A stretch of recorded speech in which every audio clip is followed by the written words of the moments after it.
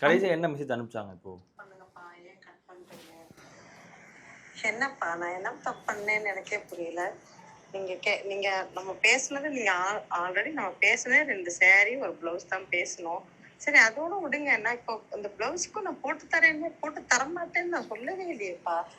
நீங்க ஏன்ப்பா இப்படி வீடியோ போட்டு வச்சிருக்கீங்க?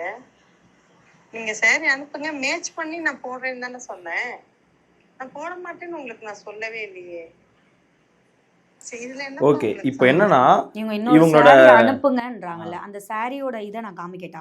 அவங்க கேட்குற சாரியும் காமிக்கிறேன், நான் அமிச்ச பிளவுஸையும் காமிக்கிறேன். அவங்க இதுக்கே போவான். அவங்க கேட்குற சாரி இது என்ன கலர்னு பார்த்துக்கோ. Okay, red colour. ஓகேவா? அவங்க கேட்ட சாரி இந்த ரெட் கலர் எங்ககிட்ட அப்போ அவுட் ஆஃப் ஸ்டாக்கு. நான் அமிச்ச பிளவுஸு இந்த லாவெண்டர் கலர்.